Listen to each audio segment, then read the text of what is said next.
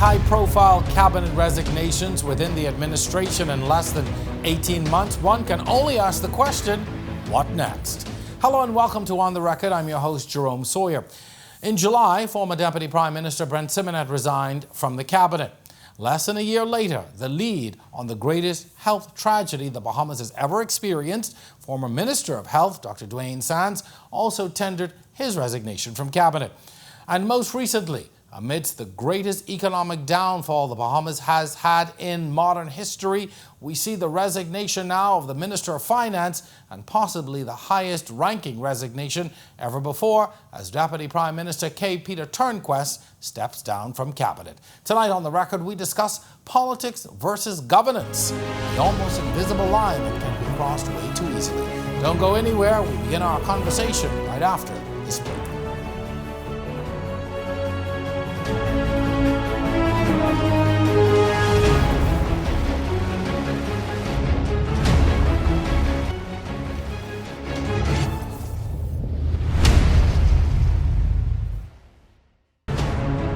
The project really pays itself back. Correct. They set up at the conference, the school.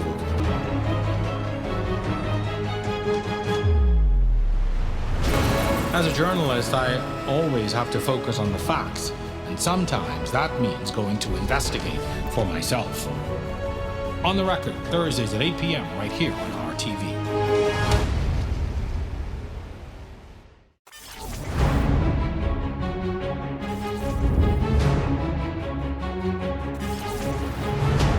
You're watching On the Record. I'm your host, Jerome Sawyer. Tonight we discuss politics and governance. With the most recent turn of events concerning now former Deputy Prime Minister K. Peter Turnquest, it proves that politics and governance truly are two different things. We are now faced with a situation never before seen. While Turnquest remains the deputy party leader of the FNM and is a sitting MP, he is no longer the Deputy Prime Minister, and at the discretion of the Prime Minister, a fellow cabinet minister can now fulfill that spot, or it can remain open. And while this has never happened before, not according to any of our research, we have experienced some similar situations in the past. In 2016, Loretta Butler Turner became the leader of opposition business in the House of Assembly, but Dr. Minnis remained party leader of the FNM. My guest for the first segment of this show is no stranger. He has contested 6 elections within his lifetime and is a former Minister of State, Minister of Works, the Public Service, Tourism, National Security, also former leader of the Free National Movement. I'm happy to welcome on the show Tommy Turnquest. Sir, welcome to On the Record. Thank you, Jerome. Good to be here. Out of all this time you've been on the air, you've never been on the show. You have to be invited to come on your show. That's fair enough, fair comment. Well, I'm happy you accepted our invitation. We're going to talk a little bit about the most recent turn of events, and it's so interesting. When we planned this show, we weren't thinking that we would be at this point, hours after we would have had a sitting Deputy Prime Minister and a sitting Minister of Finance tender his resignation. In all your years in serving in cabinet and being in politics, have we ever seen anything like this before, and possibly what the ripple effect of this may be? I don't recall having seen anything like this. And let me say that I think that what the former Deputy Prime Minister did and Deputy Leader of our party did was to avoid a distraction.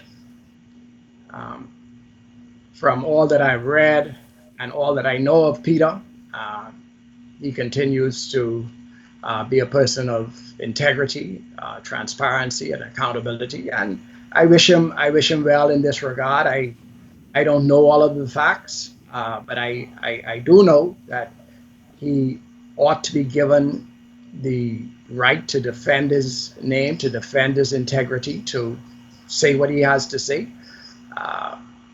Unfortunately, it spiraled out of control in terms of the public domain.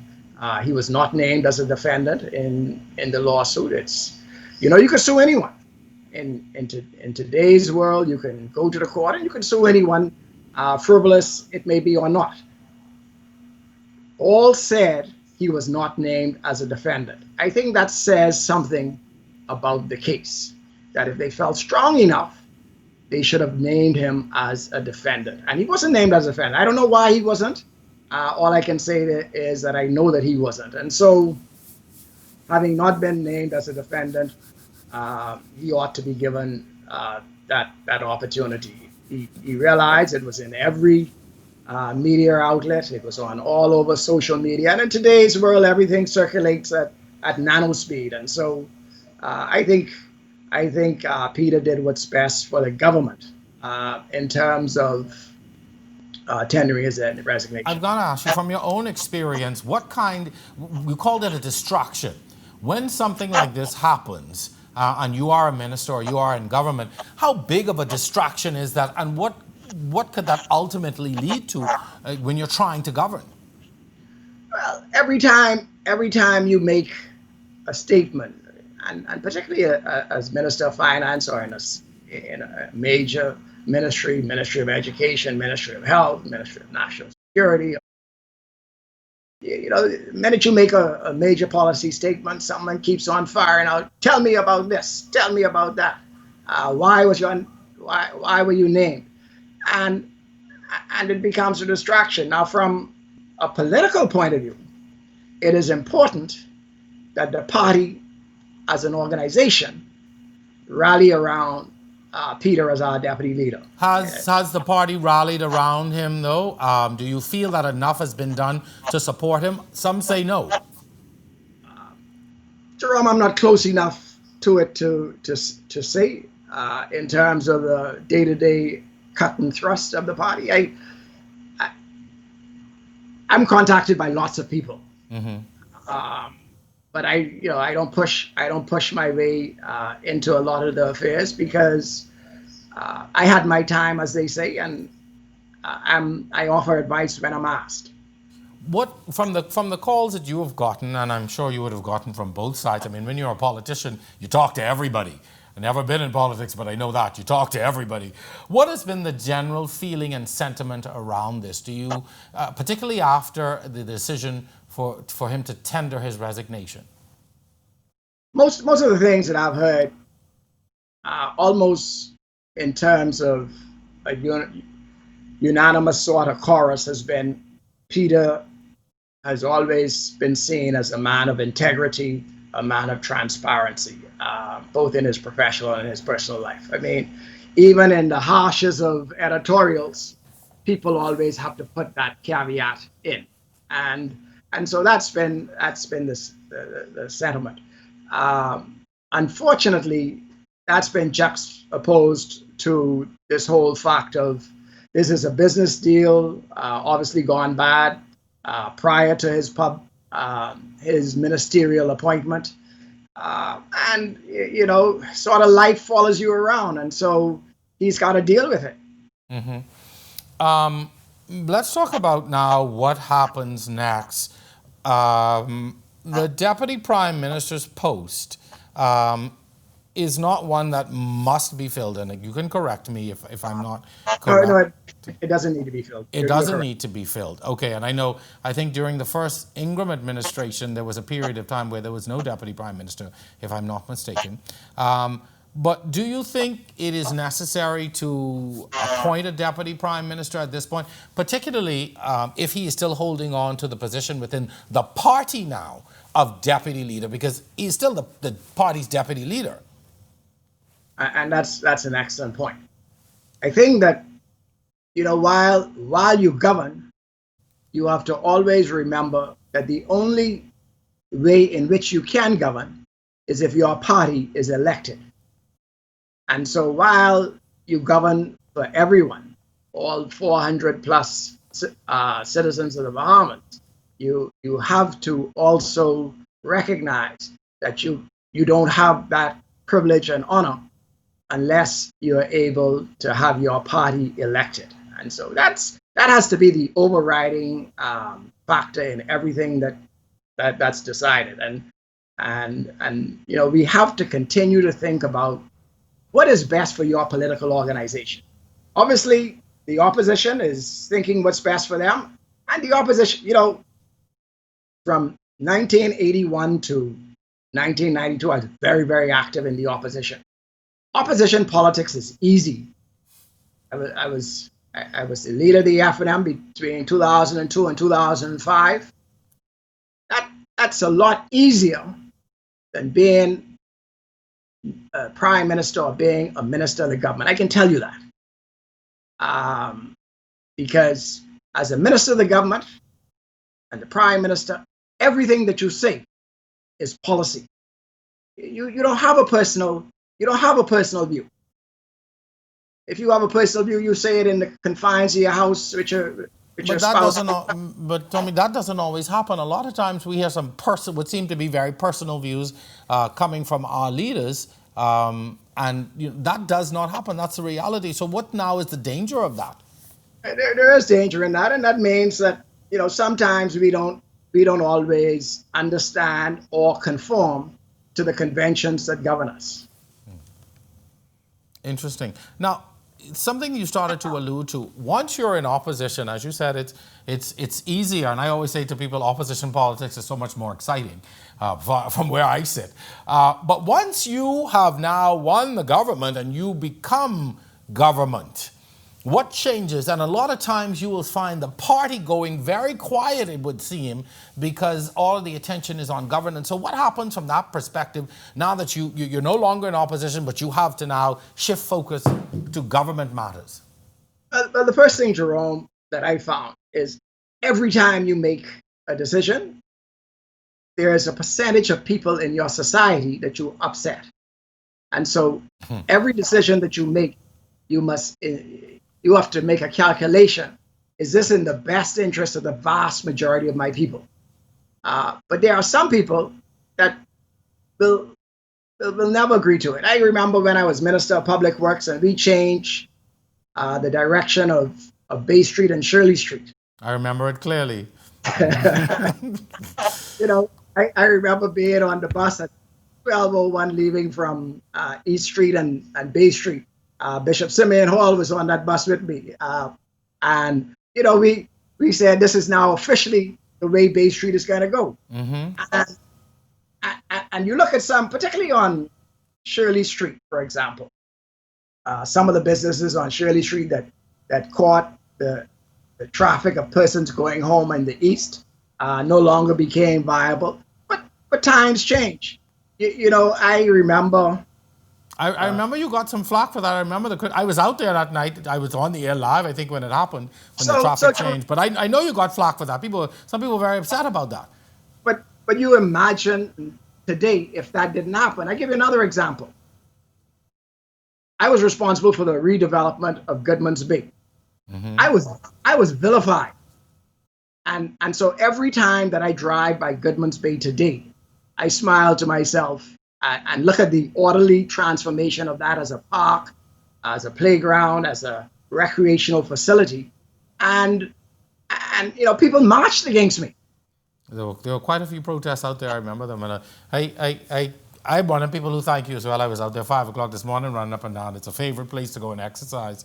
So, but when you're faced with that, you're faced with a tough decision in government, but you always have to keep the political side of things in view. How do you balance the two? Because you can even, as you know, you can upset even members of your own party and your supporters by some of the decisions that you make. How do you balance the two?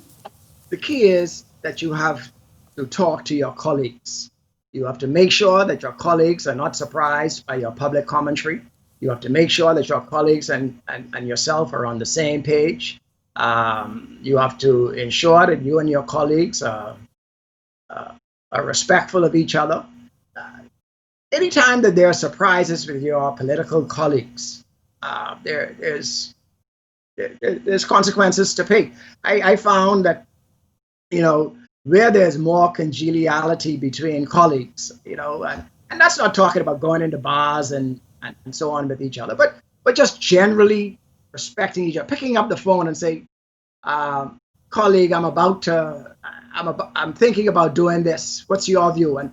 And the one thing about a cabinet is it ought to have diverse views. It ought to be a microcosm of our society. It ought to be a melting pot of persons coming together and and giving their honest opinion. And that's why there's cabinet confidentiality, because you want persons to speak honestly. For example, my circle of friends and associates would be different from someone else around the cabinet table circle of friends and associates. And so you want to bring that to bear, so that when you make a decision, you and your colleagues are able to make a decision that you have factored in all of those, because there are definitely going to be some fallout by your decision. Now, you want to minimize that fallout while trying to maximize the development of the Bahamas. And never forget that you've sworn an oath to do what's best for the Bahamas. So I've got to ask this as we're coming up on time now. Do you get the sense that cabinet colleagues have those discussions nowadays? Because sometimes it seems as if members of the cabinet seem to be caught off guard. We've heard rumblings of people say, well, the cabinet didn't know or individuals didn't know. Do you think that happens now? Do you have any indication that enough of that is happening now? Well, that's always happened. And I tell you, it happened when I was in the cabinet.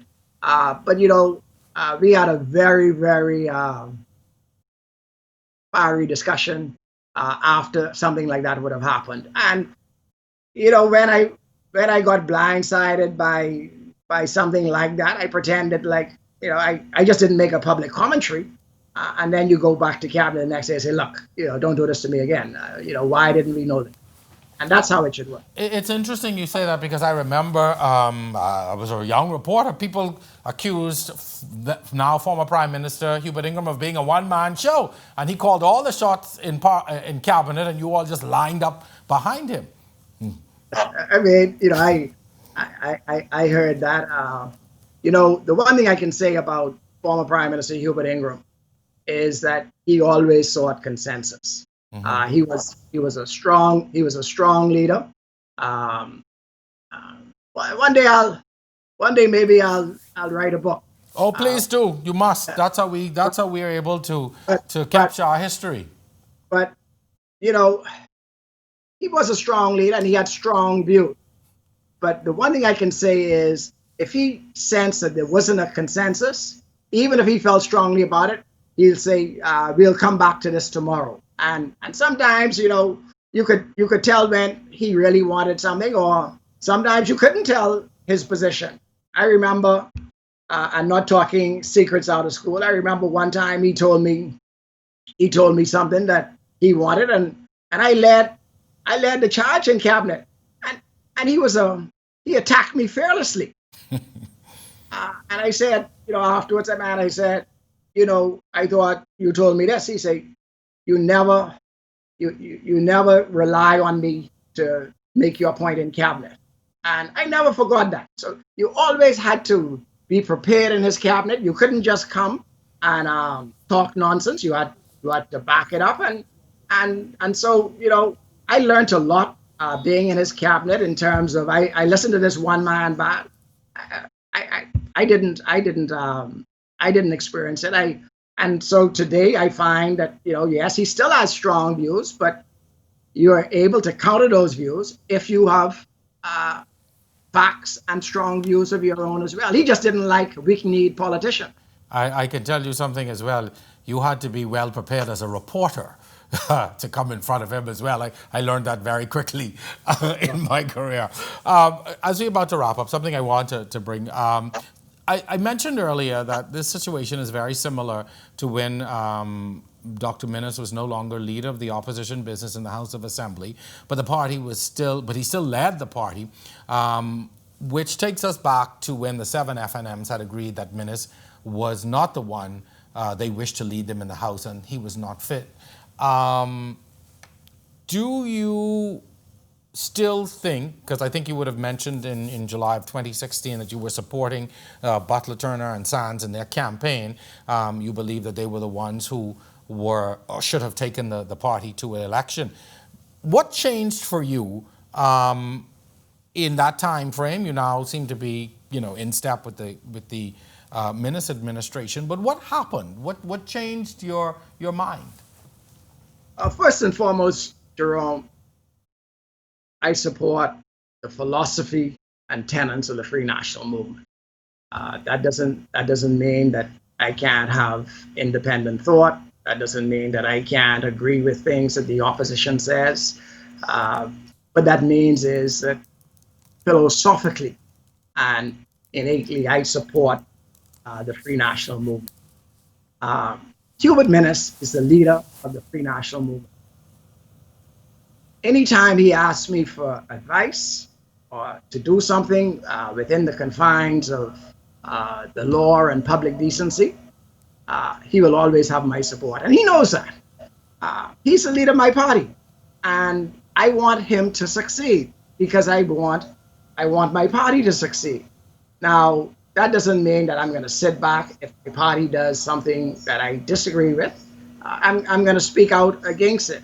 I thought that in 2016, that I thought that Loretta and Dwayne could have provided an opportunity. I think history has shown us that I think that Loretta made a big mistake following the leadership run that she had.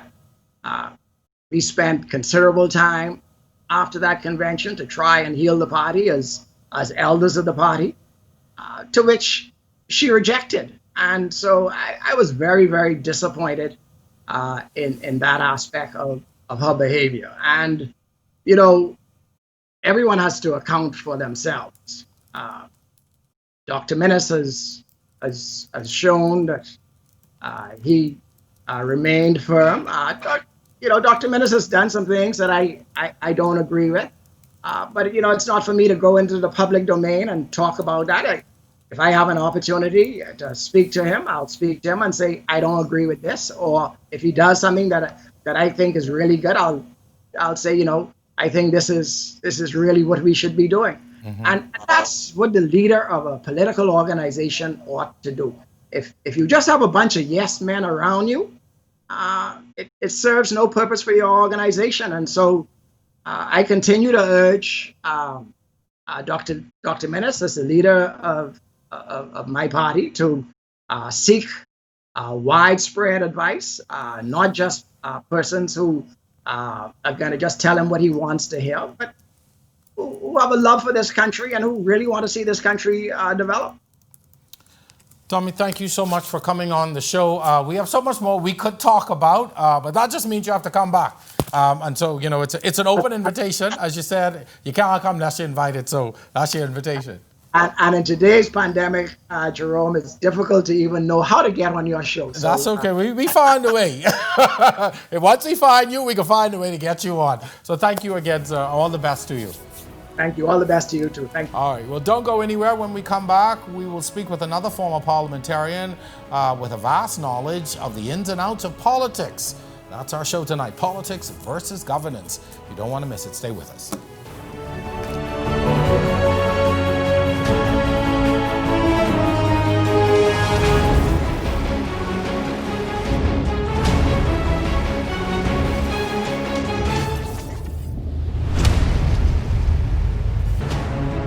The project really pays itself. Correct. They set up At the conference,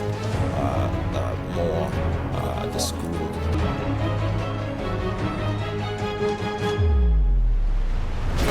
As a journalist, I always have to focus on the facts, and sometimes that means going to investigate for myself. On the Record, Thursdays at 8 p.m. right here on RTV.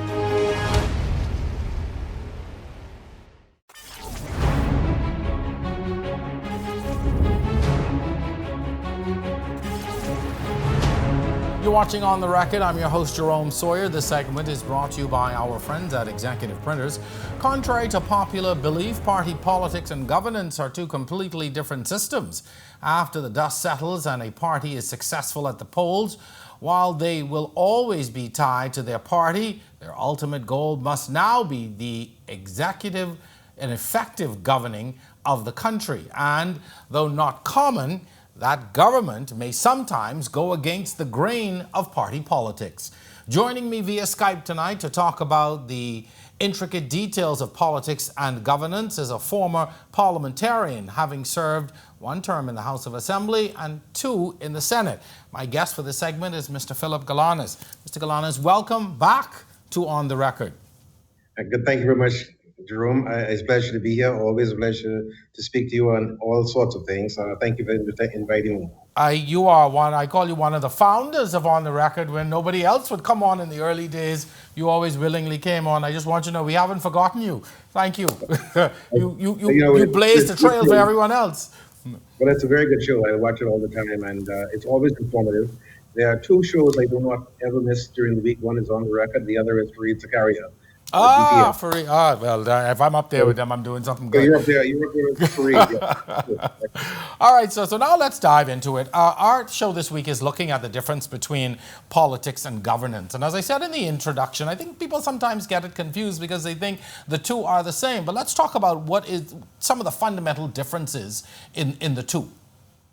I think the best way to address this is to think about politics as the journey and governance as the destination. Okay, I think that's a very clear graphic description or summary as to what the differences are.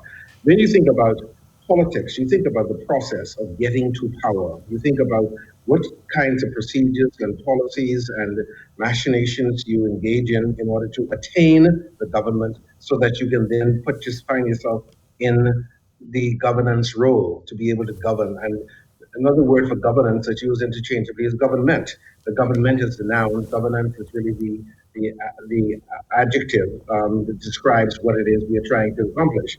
And so the methodology or activities associated with running a government is really what governance is all about. It could pertain to a government, it could pertain to an organization, it pertains to companies. You often hear about corporate governance.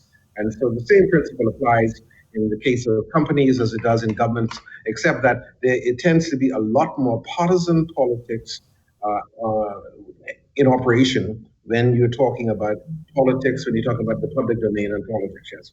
Getting into government takes a whole lot of work. The campaign trail can be brutal. There are lots of promises made. But what then happens to a party once the realities of government set in right after the election? I mean, you promise the world and then you win. Now you have to deliver. That is really the constant challenge, the perennial challenge, and it's been with us from time immemorial. What happens is that in your politics, in a party's political activities and endeavors to attain office, they often make outlandish, sometimes unrealistic promises that they will deliver on certain things if they are elected. Reality, however, sets in once you've gotten past the journey and reached the destination and you're now governing. What happens typically is that you're faced with the harsh reality is that you've got not only theoretical concerns, but you've got real practical live concerns about national development, about issues that affect the public. And what you come to realize very quickly is that you're extremely limited by a whole lot of things, one of which is the bureaucracy that you need in place. When you're engaging in politics, when you're campaigning, you don't think much about the public service and the personnel that you will need to engage in order to execute the promises that you have made during the political season. And so that's one of the concerns that one of the realities that many politicians come into. They realize that they don't have the capacity to do the things at will that previously they may have been able to do in their private sector engagements or in other activities, where when they say, if I run a firm and if I want something done, I say to my staff, do this, and it gets done. Well, the reality is that it doesn't work that way in government. There are normally protocols, there are normally procedures, and there's a lot more moving parts in government. And so that's part of the problem that many persons face once they attain government. But what I find that a bit disingenuous, because we're not living in times, for the parties to come into office and then pretend like they don't know what they were going to meet. The 2 major parties have been back and forth in government. So anytime you win, I'm sorry, but you should not be surprised what you meet. You left it there 5 years ago, but you come, we didn't expect this and we didn't know this, or this can't happen in government. That just seems disingenuous to me. It does appear to be disingenuous, and in many cases it is, because the fact of the matter is that we know pretty much where things are and generally how things stand in this country. And so when a government comes to office, and I'm not going to name any particular government, I think successive governments have done it. When a government comes to office and said that they found the cupboard bare, and therefore they can't do the things that they promised, that is certainly disingenuous, because they knew before, when they were engaged in their political activity, before they attained government, that these were the problems that we would likely face, and these are the issues we're going to have to address. And so it is disingenuous. But the fact of the matter is that time and again, that is the refrain that you hear from successive governments that take office. They say that things were worse than we expected. Things are not as good as we expected. But that's not what people elect you for. People elect you to accomplish the objectives that you set out in your political platform, and they don't really care. And one of the reasons I believe, Jerome, that we've seen in the last 20 years a complete vacillation between one political party and another in attaining government is because promises are made that are not kept. And people's memories are very short, and their patience is also short. And they remind politicians that this is what you promised, and you've not delivered on it. And therefore, if you're not going to be able to deliver on it, let me switch ships and see if this other party will do so. Well, what happens is the next party comes to office and they do essentially the same thing. I wanted to speak to really a current situation with the resignation of the Deputy Prime Minister and Minister of Finance. When something like that happens, in government, even to the country, what does that do? What kind of signal does that send? Well, I think what we have to do is understand the context in which the decision was taken yesterday by the Minister of Finance, which I think, in light of all that has been placed in the public domain, is the correct decision. And what I mean by that is that we operate under a Westminster system of government, which means that we operate with cabinet responsibility, where cabinet is collectively responsible for the determinations that they make around the table every Tuesday or whenever they meet. What it does, what yesterday's decision reaffirms, is that we are compliant with the Westminster system. That it would have been very, very difficult for Mr. Turnquest not to resign in light of the developments and the disclosures, not because of anything he's done wrong, and no one's suggesting that he is guilty. And resignation is not an admission of guilt. What it is a recognition that you do not want to place the government in a very difficult or tenuous position where your ability to function effectively, for you to be able to actively provide good governance, is deflected or distracted by the things that are extraneous to the running of your ministry. And so what that does, what happened yesterday, is certainly consistent with what we have accepted to be the norms and conventions of the Westminster system. And that is that if in fact there's a problem, there's a ministerial problem that arises that could impact the country or the operation of a ministry, and the finance ministry is so pivotal and so central to everything we do, and not only internally, but also, and equally more importantly, if not more importantly, internationally, particularly with all the discussions that have taken place with international agencies, the IMF, the IDP, OECD, and so forth. The person who is the mouthpiece or who represents the country in that particular ministry is extremely important and should not be distracted from the primary objective of his ministry. And so I think that what that does is clears the way, it clears the deck for the country to pretty much reset itself, for the ministry to reset itself, for the government to reset itself, and therefore not be distracted by these charges or claims that have been made in the court. So this has been the third resignation within the Minister administration in this term, a very high number in comparison to previous administrations. And some of the comments that I have seen in social media, I've seen people commenting, they said, this is different and would not have happened or did not happen under a PLP administration. Do you agree? I agree. I think that there are some instances, there were at least, in my opinion, several instances where ministers ought to have resigned under the PLP administration. And I called for the resignation publicly because I thought it was appropriate to do so. A minister cannot be seen to breach the the norms of protocol and the Westminster system and the norms and conventions that we've adopted, and still consider himself to be worthy to continue to hold his seat. There was, let me just to correct you, there was one instance where Damien Gomez, a very good friend, former Minister of State, I think in the Minister of State for Legal Affairs, he resigned because there was a potential conflict of interest arising out of a matter that he was dealing with Bank of the Bahamas. And nothing about him and his financial status, but really clearly what he considered to be, if not a conflict, certainly an appearance of a conflict. There were two other instances I will not go into, but you're absolutely right. There were other instances where PLP ministers ought to have resigned, and had they done so, had the Prime Minister taken the decision to fire them if they didn't resign, he may still be Prime Minister today.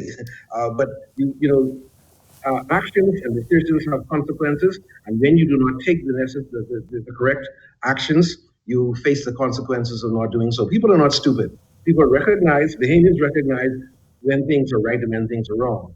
And I think they will recognize that Peter Turnquest's decision to demit office at this time is telegraphing to us that, listen, while I'm not admitting any wrongdoing, I'm accepting that these are the norms and convention of Westminster, and therefore it's the right thing to do. And I support that. I think that's right. A few weeks ago, the now leader of the PLP said that most Bahamians see political parties nowadays as corrupt. And he said that they see all parties as being corrupt. Do you agree with this? Well, I think that they see a lot of individuals. They see individuals in political parties as corrupt. I've never accepted that political parties are corrupt. I think it's individuals, and it's a few bad apples sometimes that bring disrepute among all of the colleagues who sit around the table or who are in a political party. I belong to the PLP, and I'm not a corrupt person. Okay, there may be, and there have been persons who could be described as having been corrupted or being corrupt in the party, but it doesn't make the party corrupt. It means the individual is corrupt. And what needs to happen is that the leadership of the party, and I don't only mean the leader himself, the leadership, the organs of leadership in that party have to take decisive action to root out those persons. And if you don't do so, then the voters are going to root you out. That's exactly what happened in the last election. There was a perception in some instances of corruption by certain persons in the PLP, and the then Prime Minister, did not take the decision that he should have to fire them if they didn't resign.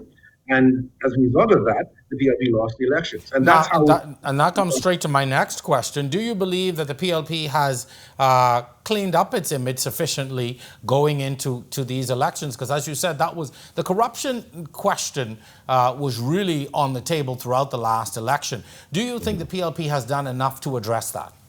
Well, I think the PLP is doing a lot internally to address it. I know that because I'm personally aware of that. I know, for example, that some of those persons who were alleged to have been corrupt or corrupted or engaged in corrupting activities will no longer be allowed to get a nomination to run in the next election. I think if they do, then Bahamians should not vote for them. Bahamians should not vote for the PLP if it puts up persons who are tainted with corruption. Okay, that's the first thing. I support that because we do not want a government that's tainted with corruption.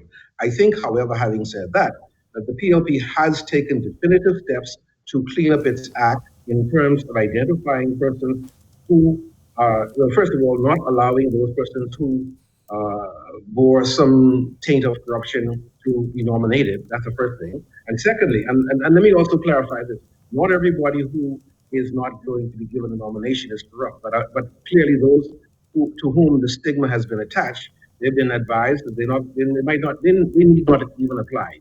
We're dealing with a very different leader of the PLP now, one who is less tolerant than his predecessor, one who is less long-suffering and less forgiving than his successor, one who is intolerant of corruption. And so he's not going to allow persons in the PLP to bring the whole ship down, as did the former leader of the PLP. Very quickly, sir, and we've got to go after this, but very quickly, I have to ask you this. How do you think this latest resignation and these resignations will play out for both parties? Because it really was the PLP voice that was the loudest in calling for the resignation. How are these going to play out come election time?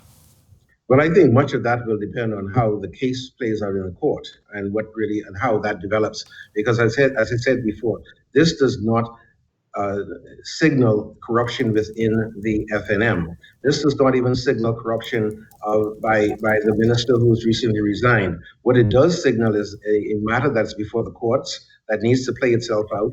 And once that is determined, then Bahamians will have a better idea of how they will be informed about what kind of determination they will make relative to the matter at hand. And so I think it's early days for that matter. The PLP, I think, correctly called for his resignation, called for Mr. Turnquest's resignation, pretty much on the basis of which I spoke earlier, and that is the tremendous impediments that would have been created by him remaining in office in that particular ministry. That ministry is so pivotal and so critical to the operation of the country, both domestically and internationally, that you cannot have that level of distraction to ensue for any long period of time. And so I support Peter Turnquest, Mr. Turnquest, in his decision. I'm hopeful, and I pray that things will work out well for him. He's a good person, is an honorable man. I know he's a professional colleague, a CPA, and I've had personal dealings with him, and I have to say that he's always conducted himself in a highly professional way, and so we've got to wait for the matter to work its way through the court. Unfortunately, and the most unfortunate thing is that during that period of time, there's a stigma attached, and people are going to say that he wouldn't be charged, he wouldn't be sued if he wasn't guilty, but that's not so. A lot of people get sued. People get sued all the time. And it's now being tried in the court of public opinion, which is not always the fairest place in the world. And I think, yes, unfortunately, it's one of the reasons why a lot of people do not offer for politics, because they don't want to be. They don't want to get caught up in something like that. In that quagmire. Mr. Galanis, thank you so very much for coming on. I wish we had more time, but election season is right upon us, so I know we'll be calling on you a lot more as we get ready for the big race that's coming up another year or so. So thank you very much. Continue to do well and stay safe. You do likewise. Thank you very much. All right. So when we return, folks, we're going to be talking to a former senator that's been known to openly criticize both of the major parties. So go in.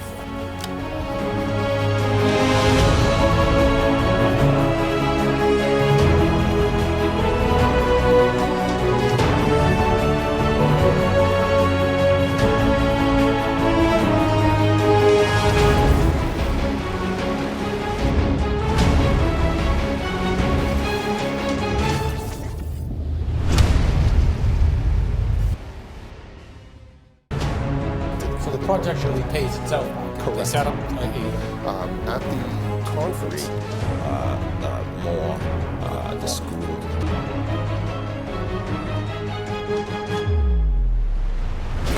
As a journalist, I always have to focus on the facts, and sometimes that means going to investigate for myself. On the Record, Thursdays at 8 p.m. right here on RTV.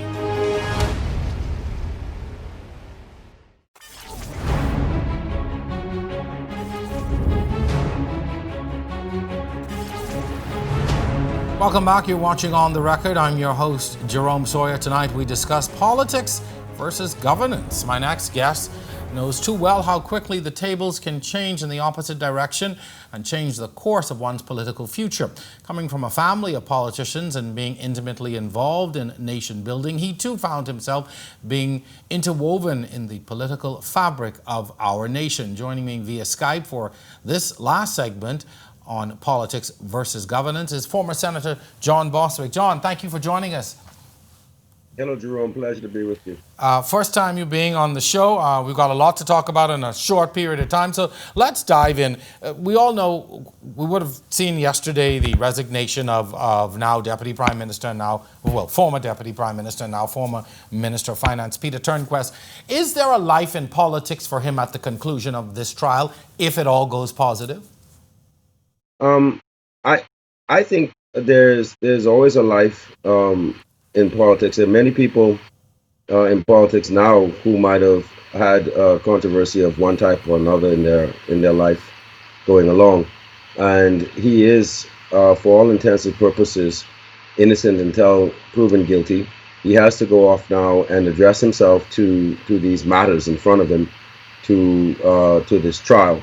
and address it conclusively in such a way that he can move forward. The nature of the allegation is one that is unfortunate for his position, unfortunate for us all, in fact, for the position that he holds. But outside of that, one would hope that he is able to address it. He's able to prove his innocence, and on proving his innocence, there's nothing stopping him from returning to the front line of politics and continuing his career. This, pardon me for sort of using this metaphor, but this is, with this happening now, it's almost like throwing, raw meat to the wolves politically. There's a lot to take in, and people are all over it. What does this mean, too, for the political landscape? You've got a governing party that's now experiencing its third high-ranking resignation. What does that mean for the political landscape, for the governing party, as well as for the opposition, which is, steadily moving towards trying to regain the government in the next election? Well, Jerome, I think it's an obvious statement to make to say that it's a poor show for the governing party. This is, as you say, the third high-ranking, probably third in the top 10, maybe even the top 5, that has resigned and resigned somewhat quickly. But it doesn't necessarily cripple, I would say, this administration. It does give them a hard hand to play. It is in year 3. We are already, I would say, in silly season, although it didn't seem to me that for some reason silly season never stopped. Since the last election, we seem to always be in election mode. But to have to face the loss of your Minister of Finance and quite potentially your Deputy Prime Minister, although it hasn't been said that he's resigned the position as Deputy Prime Minister and Deputy Leader of the FNM. But if we assume that this ends up in the deputy leader position of the FNM and deputy prime minister seat, it's a lot of space to fill less than 2 years out. Mm-hmm. I know that you would have experienced something similar as it relates to having a matter before the courts. Once something like that happens and you're involved in politics, what does that do to your life? I mean, it's one thing to be involved in a legal matter, but you're now in public life and having to deal with that. What does an experience like that do to you? I would say that such an experience either makes or breaks you, one way or the other. And the placing of oneself into the public arena, I dare say, Jerome, you could answer that question yourself. You are as much a public figure as any politician, and maybe even more so. You get more time in front of the camera and more intimate time talking directly to the people. Your credibility is everything to you in your position, and a vicious attack on your credibility at the level of a court appearance is something that, as one would say, either makes or breaks you. I think each person, the experience must be unique. In my instance, for one to verily and aggressively defend your innocence at a time under what some might have suggested was aggressive political attack. And again, the nature of politics in this country is aggressive. It's vicious. It takes no prisoners. But all through that time and all through the time of my trial and tribulation, I never stopped. And if you recall, even during that trial, I was leading protests. I was leading mass protests, in fact, and I was making weekly appearances on the radio, and I never stopped in my belief that you have to speak truth to power, no matter the aggression and the oppression or the victimization or the attack that comes towards you because of it. So each person has to deal with it as they may. For me, it doubled my resolve, doubled my intent. I was certain of my innocence and certain of the motivation that was coming at motivation behind that which came at me, and the motivation was to silence me. And so again, for me, I think it's different in the sense that my political activity was never about me, and it still isn't about me.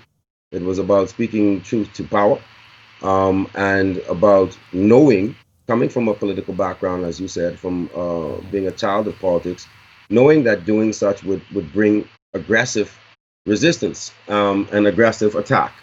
Does So, this, John, I just want to interview. Does this now set a new precedence? Does it send a signal to sitting and future ministers about the expectation of those in public life? We do know that previously, there have been instances where ministers have been caught up in all kinds of things and did not step down, did not resign. But is this now, are we turning a corner? Does this send a message to future and even sitting ministers and politicians in general? yes. Well, you see, I think one of the things it does, Jerome, is it says that we've got to now start to really take on the full ambit of our Westminster system of governance. And I have been one to say that we have been making mockery of democracy in the Bahamas, one way or the other.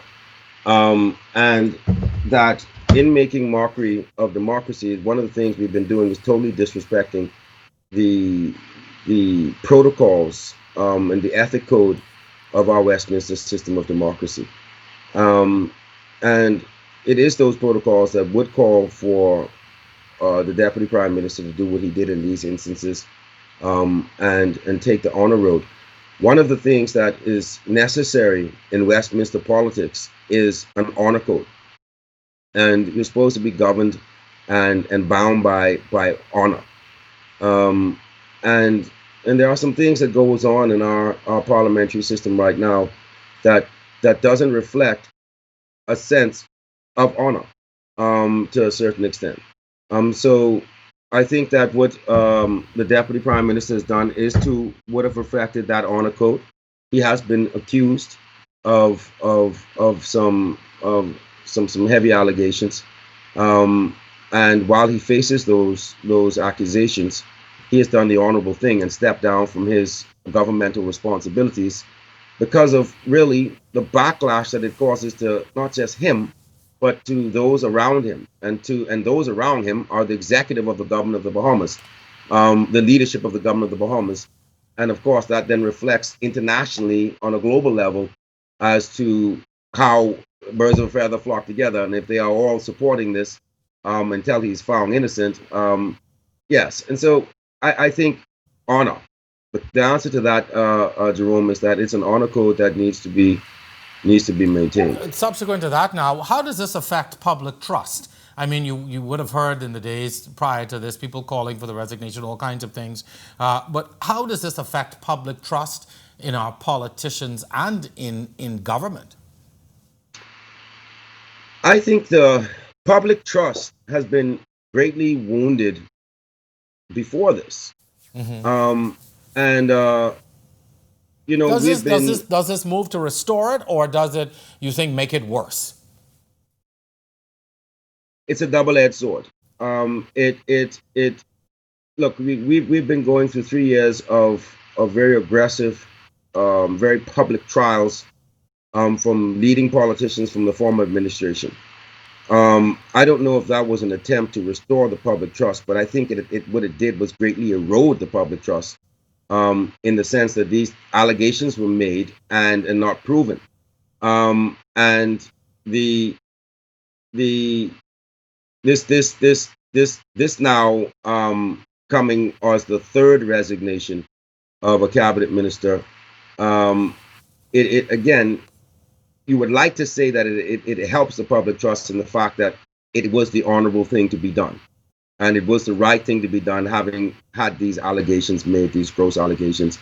The Deputy Prime Minister has done the right thing in an attempt to preserve the public trust.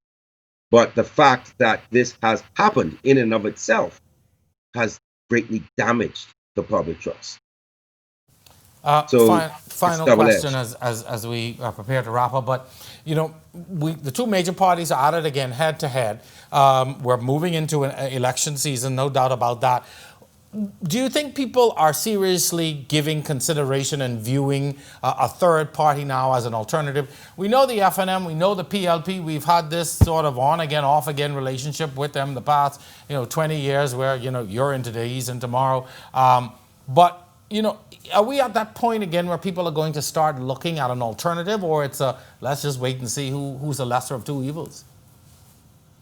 I think that for the past 4 election cycles, the last 20 years, since 2002.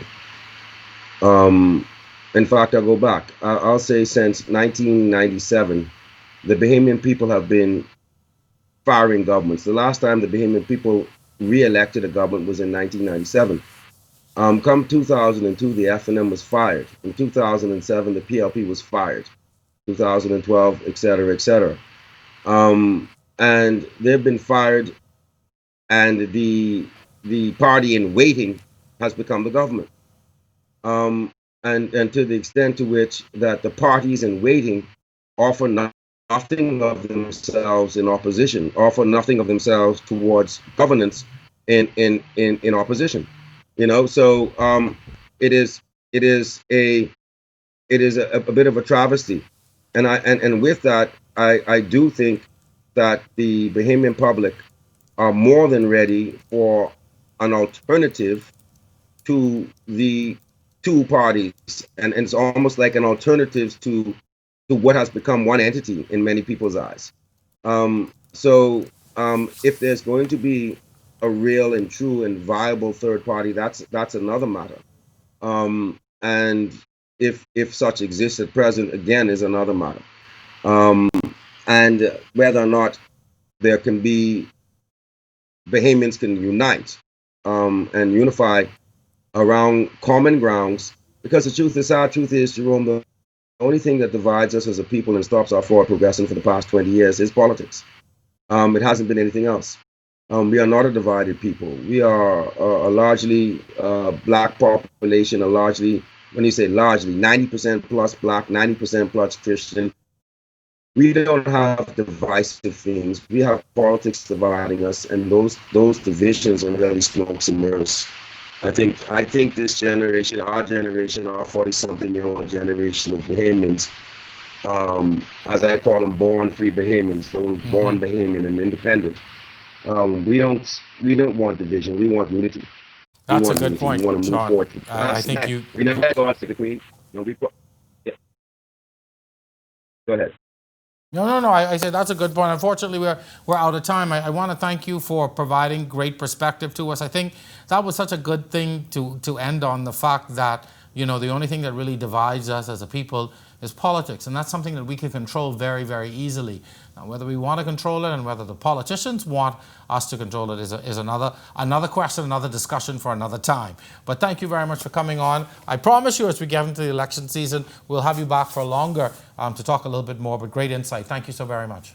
Absolute pleasure, Jerome. And coming near that time, I might have more to talk about. Oh, because I do intend to be I had on the that field, question in the back pocket, but I can hold that for now. I will be on the field, Jerome. I will be on the field. All right, good to know. All right, good stuff, sir. Thank you very much. That's going to do it for this episode of On the Record, Politics versus Governance. Special thanks to all of my guests for joining us. Also, special thanks to my technical team, and of course to you, our viewers. We'll see you again next week, same time, same place, right here on The Record.